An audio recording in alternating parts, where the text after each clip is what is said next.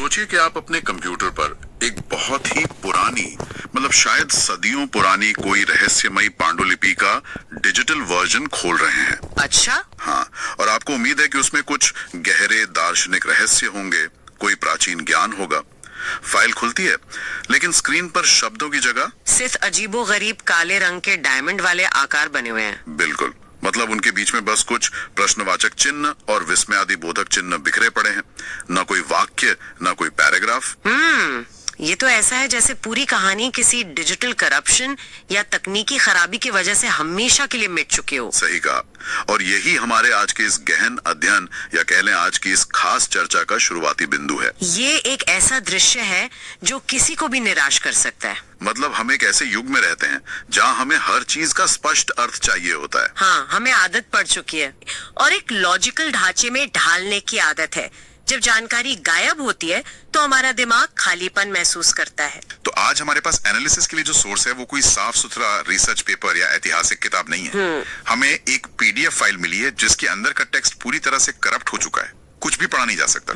लेकिन एक चीज बच गई है। उसका शीर्षक? हाँ, फाइल का नाम, वो नाम है शिव और राक्षस story to दर्पासुर Neelkanth Sarovar .pdf। अरे वाह! तो हमारा आज का मिशन यही है कि जब हमारे पास जानकारी लगभग न के बराबर हो तो हम कैसे ज्ञान निकाल सकते हैं। क्या बिना शब्दों की कोई कहानी पढ़ी जा सकती है? ये अप्रोच वास्तव में बहुत दिलचस्प है। मतलब आजकल हम सूचनाओं के भारी सैलाब के बीच रहते हैं। सुबह से रात तक हमारे दिमाग में इतने शब्द, इतना डेटा डाला जाता है कि मूल अर्थ उसी शोर में दब जाता है। ये तो है इंफॉर्मेशन ओवरलोड। हाँ, और कई बारी जब वो सारा शोर हटा दिया जाता है और हमारे पास केवल एक मूल ढांचा बचता है तो वो हमें सतह से नीचे उतरकर गहराई में सोचने पर मजबूर करता है। तो चलिए इसी गहराई में उतरते हैं।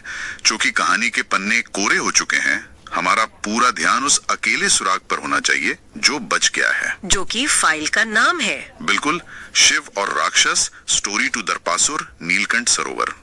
इस छोटे से वाक्य में ही एक महाकाव्य छिपा हुआ महसूस होता है। बिल्कुल होता है। शिव और एक राक्षस के बीच का टकराव, लेकिन जो चीज तुरंत ध्यान खींचती है वो है उस राक्षस का नाम, दर्पासुर। मतलब ये कोई आम पौराणिक नाम तो नहीं लगता। बिल्कुल नहीं लगता। और सच कहूं तो दर्पासुर नाम अपने आप में इस पूरी खोई हुई कहानी की कुंजी है। अगर हम इस शब्द की जड़ों तक जाएं, तो ये संस्कृत के 2 शब्दों से मिलकर बना है, दर्प और असुर। एकदम सही।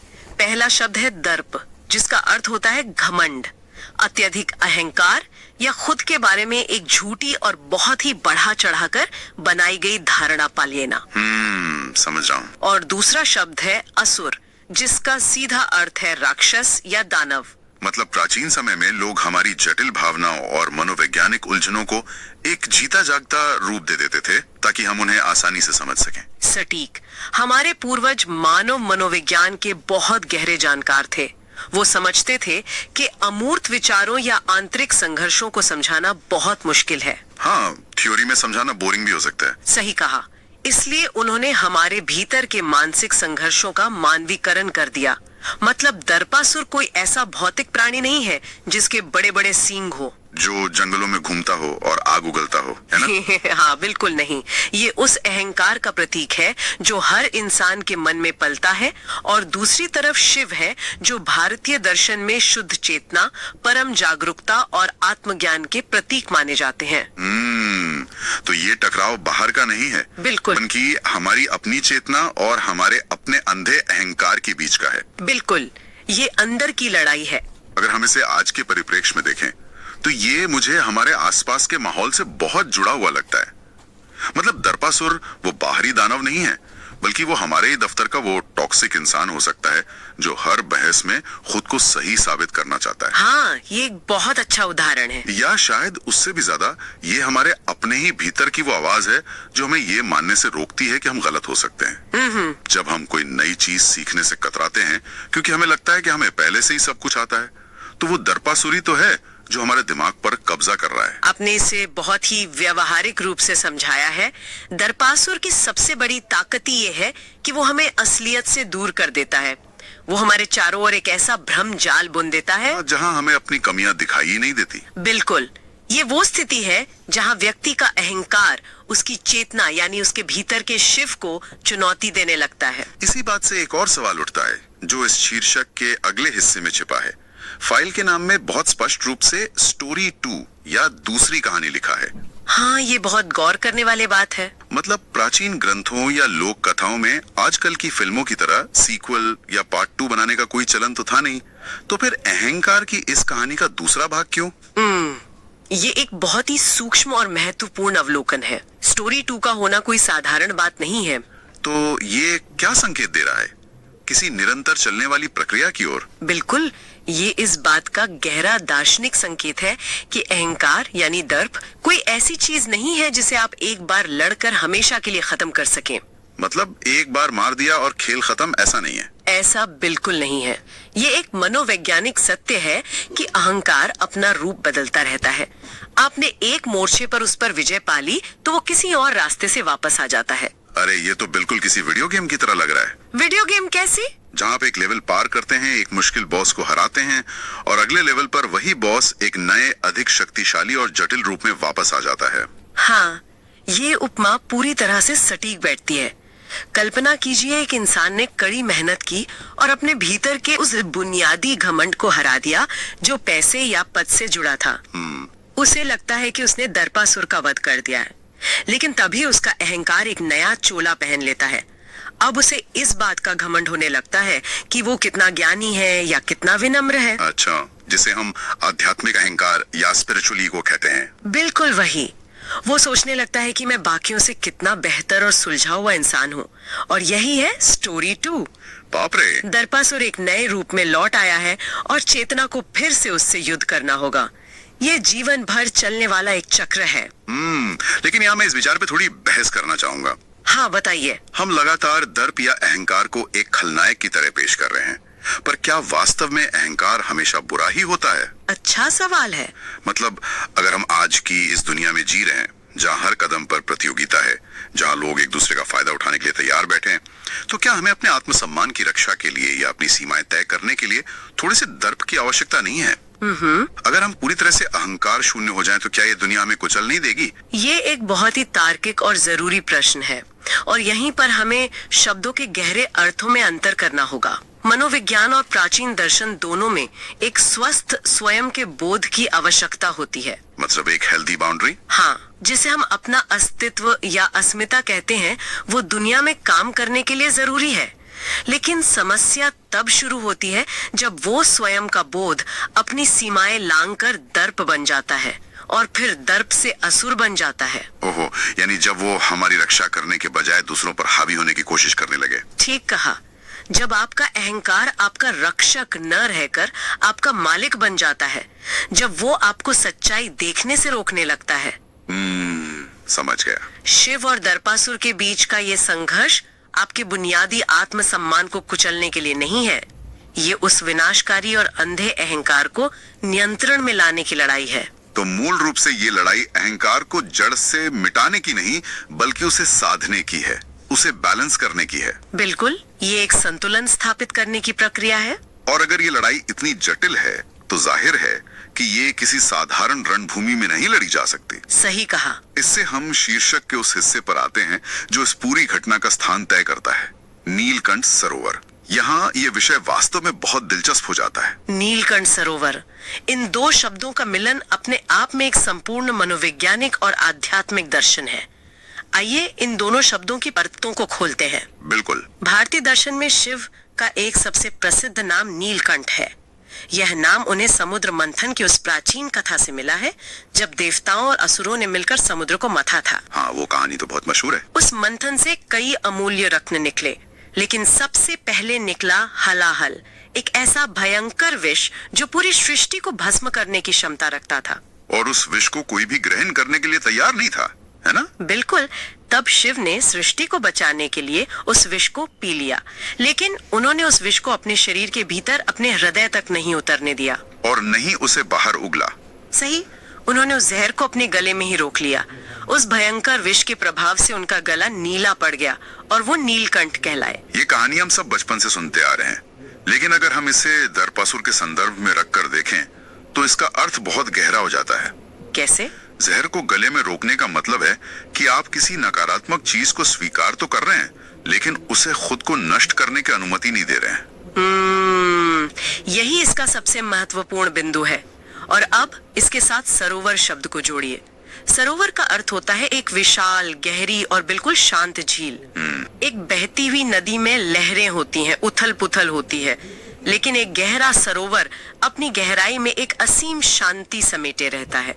जब पानी बिल्कुल शांत होता है तभी वो अपने ऊपर के आसमान को साफ साफ दिखा सकता है। बिल्कुल, बिना किसी विकृति के प्रतिबिंब कर सकता है। अगर पानी में हलचल होगी तो तस्वीर धुंधली हो जाएगी। तो नीलकंठ सरोवर कोई ऐसा युद्ध का मैदान नहीं है जहाँ तलवारें चल रही हैं या खून बह रहा है। ये तो मन की एक ऐसी शांत अवस्था का रूपक है जहाँ बाहरी जहर को निष्प्रभावी किया जाता है। पूरी तरह से। जब आपका सामना आपके अपने असंतुलित अहंकार या बाहरी दुनिया की नकारात्मकता से होता है, तो वो युद्ध अशांति से नहीं जीता जा सकता। हाँ, लड़कर नहीं जीत सकते। दर्पासुर को हराने के लिए शिव को उस शांत सरोवर जैसी चेतना की आवश्यकता है जो जहर को बिना किसी प्रतिक्रिया के संभाल सके। जरा सोचिए कि आज के दौर में ये बात कितनी प्रासंगिक है। हमारी दुनिया आज हलाहल विष से भरी हुई है। बिल्कुल भरी हुई है। सोशल मीडिया पर होने वाली अंतहीन बहसें, दफ्तर की राजनीति, नफरत, झूठी खबरें, ये सब वो जहरी तो हैं जो रोज हम पर फेंका जा रहा है। और हमारे पास आमतौर पर दो ही विकल्प होते हैं। या तो हम उस जहर को पी लेते हैं, यानी बातों को दिल पर ले लेते हैं, दुखी होते हैं, तनाव में चले जाते हैं। हाँ, जो कि बहुत नुकसानदायक है। या फिर हम उस जहर को वापस उगल देते हैं, यानी हम भी क्रोधित हो जाते हैं, पलटकर गालियां देते हैं और उस नफरत के चक्कर को आगे बढ़ाते हैं। और नीलकंठ की अवस्था इन दोनों से अलग है। बिल्कुल। नीलकंठ सरोवर बनने का मतलब है कि जब वो जहर हमारी तरफ आए तो हम उसे अपनी चेतना की उस गहरी और शांत झील में बस समाहित कर लें। हम उसे देखें, उसे समझें, लेकिन उसे ना तो अपने स्वभाव को कड़वा करने दें और ना ही रिएक्शन में किसी और पर उंडेलें।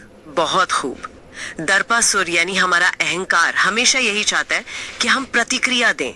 जब हम रिएक्ट करते हैं तो अहंकार मजबूत होता है। हाँ, उसे खुराक मिल जाती है। नहीं, उसका सारा जहर उस शांति में घुलकर अपनी ताकत खो देता है। कमाल की बात है, आपने इसे बहुत ही सुंदरता से आधुनिक जीवन के साथ जोड़ा है। और शायद यही कारण है कि भले ही इस दस्तावेज के शब्द खो गए हों, इसका संदेश आज भी उतना ही शक्तिशाली है। बिल्कुल है। अब अगर हम उस करप्टेड फाइल की भौतिक अवस्था पर वापस आएं, तो हमारे पास अभी भी कुछ ऐसा है जो उस संघर्ष की कहानी कह रहा है। आप उन बचे हुए विराम चिन्हों की बात कर रहे हैं? हाँ, वो क्वेश्चन मार्क्स और एक्सक्लेमेशन मार्क्स। उस पूरी अस्त व्यस्त फाइल में सिर्फ यही चिन्ह ऐसे हैं जो किसी संरचना का आभास देते हैं। जब कोई शब्द ही नहीं है तो सिर्फ इन चिन्हों से हम क्या समझ सकते हैं? हम इसे एक ब्लूप्रिंट की तरह देख सकते हैं। मान लीजिए कि एक बहुत पुरानी इमारत है जिसकी सारी दीवारें, दरवाजे और छतें गिर चुकी हैं। लेकिन जमीन पर उसकी नींव की निशान अभी भी मौजूद हैं। आप केवल उस नींव को देखकर बता सकते हैं कि कहाँ कमरा था, कहाँ से रास्ता मुड़ता था। भाषा में शब्द दीवारें हैं और व्याकरण या विराम चिन्ह वो नींव है। अरे वाह, ये एक बेहतरीन उदाहरण है। मतलब भले ही वाक्य गिर चुके हैं, लेकिन कहानी की लय अभी भी वही मौजूद है। बिल्कुल। मानव मस्तिष्क में पैटर्न पहचानने की एक अद्भुत क्षमता होती है। जब हम उस फाइल में एक साथ कई प्रश्नवाचक चिन्हों का समूह देखते हैं तो हमारे दिमाग में तुरंत एक संवाद की तस्वीर बनती है। एक गहरी दार्शनिक बहस। हाँ, शायद शिव दर्पासुर के उस विशाल अहंकार पर सवाल खड़े कर रहे हैं। वो पूछ रहे हैं, तुम्हारा ये घमंड किस आधार पर टिका है? जिस पहचान को तुम अपना मान रहे हो वो असल में है भी या नहीं? एकदम सही। और फिर जहां अचानक विस्मयादि बोधक चिन्ह या एक्सक्लेमेशन मार्क्स आते हैं, वहां हम उस बहस के क्लाइमैक्स को महसूस कर सकते हैं। हाँ, वो तीव्रता। विस्मयादि बोधक चिन्ह हमेशा किसी तीखे संघर्ष, किसी गहरी चोट या फिर किसी अचानक हुए रहस्योद्घाटन का प्रतीक होते हैं। जब शिव के प्रश्नों से दर्पासुर के भ्रम का जाल टूटता है तो वो जो झटके महसूस करता है, जो तनाव पैदा होता है, ये चिन्ह उसी ऊर्जा को दर्शा रहे हैं। और अंत में जब उसे ये बोध होता है कि उसका सारा अहंकार केवल एक झूठ था, तो उस ज्ञान प्राप्ति की जो एक इंटेंसिटी है वो भी इन्हीं चिन्हों में छिपी है। बिल्कुल। ये वाकई में सोचने का एक बिल्कुल नया नजरिया है। हम अक्सर अर्थ खोजने के लिए शब्दों पर इतने निर्भर हो जाते हैं कि हम भूल जाते हैं कि भावनाओं का भी अपना एक व्याकरण होता है। सही बात है। सिर्फ सवाल पूछने और चौंकने की उस लय के माध्यम से हमने एक पूरी मनोवैज्ञानिक यात्रा को डिकोड कर लिया। बिना सूचना के भी हमने वो ज्ञान प्राप्त कर लिया। और यही इस पूरे अभ्यास का मूल उद्देश्य था। ये हमें याद दिलाता है कि सबसे जटिल सवालों के जवाब अक्सर बहुत सरल संरचनाओं में छिपे होते हैं। हमें बस शोर को हटाकर उस ढांचे को देखने की जरूरत है। तो इस पूरी चर्चा को अगर हम समेटना चाहें तो इसका सबसे बड़ा निष्कर्ष क्या है? यही कि एक दूषित डिजिटल फाइल ने हमें हमारे ही दिमाग के सबसे अंधेरे कोनों से रूबरू करा दिया। हाँ, हमारे भीतर के उस असंतुलित अहंकार को पहचानना, ये समझना कि वो बार बार नए रूपों में वापस आएगा और फिर उससे लड़ने के बजाय अपनी चेतना को उस नीलकंठ सरोवर की तरह इतना शांत और गहरा बना लेना कि कोई भी नकारात्मकता उसमें विलीन हो जाए। बिल्कुल, ये एक ऐसा सबक है जो किसी भी स्पष्ट कहानी से कहीं अधिक शक्तिशाली है और इसे हमें अपनी रोजमर्रा की जिंदगी में लागू करने का प्रयास करना चाहिए। क्योंकि ये मानसिक युद्ध कभी खत्म नहीं होता। सही कहा। लेकिन इस सब के बीच एक विचार है जो लगातार मेरे दिमाग के किसी कोने में दस्तक दे रहा है। अच्छा, वो क्या? हमने इस पूरी चर्चा में नीलकंठ सरोवर को पूरी तरह से एक मानसिक अवस्था, एक गहरे मनोवैज्ञानिक रूपक के तौर पर देखा है। हाँ, और दर्शन के नजरिए से ये पूरी तरह सटीक भी है। बिल्कुल है। लेकिन क्या हो अगर प्राचीन काल के उन लेखकों ने इस कहानी को सिर्फ दिमाग के अंदर नहीं रखा था? आप क्या कहना चाह रहे हैं? मतलब हमारे प्राचीन ग्रंथों में अक्सर ऐसा होता है कि जो सबसे गहरे दार्शनिक या मनोवैज्ञानिक सफर होते हैं उन्हें वास्तविक भौगोलिक स्थानों के साथ जोड़ दिया जाता है। जैसे तीर्थ यात्राएं? हाँ, जिसे हम तीर्थ यात्रा कहते हैं, वो केवल बाहर की यात्रा नहीं बल्कि भीतर की यात्रा का ही एक भौतिक रूप होती है। तो क्या यह संभव है कि हिमालय की उन अनंत रहस्यमयी और दुर्गम गहराइयों में वास्तव में कोई ऐसा अज्ञात बर्फ से ढका हुआ शांत सरोवर आज भी मौजूद हो? ये एक बहुत ही रोमांचक विचार है। भौतिक दुनिया के भूगोल और मनुष्य की आंतरिक चेतना के बीच की वो रहस्यमयी कड़ी। बिल्कुल। क्या ये संभव है कि प्राचीन काल में कोई ऐसी वास्तविक जगह रही हो जिसे लोग नीलकंठ सरोवर के नाम से जानते हो? एक ऐसी जगह जहां जाने पर इंसान को अपने ही अहंकार से साक्षात्कार होता हो, जहां आज भी शिव और उस पौराणिक दर्पासुर के बीच हुए उस आदिम संघर्ष की ऊर्जा उन बर्फीली हवाओं में गूंजती हो। बिल्कुल। क्या ये केवल हमारे मनोविज्ञान का एक हिस्सा है या हमारे ग्रह के भूगोल का एक ऐसा रहस्य है जिसे खोजना अभी बाकी है? ये एक ऐसा सवाल है जिसका कोई स्पष्ट उत्तर आज हमारे पास नहीं है। और शायद यही इस गहन अध्ययन की सबसे बड़ी खूबसूरती है। कुछ रहस्य ऐसे होते हैं जो सुलझने के लिए नहीं बल्कि हमें सोचने की एक नई दिशा देने के लिए होते हैं। सही कहा। शायद ये एक ऐसी खोज है जिस पर हमारे श्रोता खुद विचार कर सकते हैं। आज के इस शून्य से भरे रहस्यमय सफर में हमारे साथ जुड़ने के लिए धन्यवाद। अगली बार एक नए स्रोत, नई उलझनों और एक नई चर्चा के साथ फिर मिलेंगे। बिल्कुल। तब तक भारी दुनिया चाहे जितना भी शोर मचाए, अपने भीतर के नीलकंठ सरोवर को शांत बनाए रखें।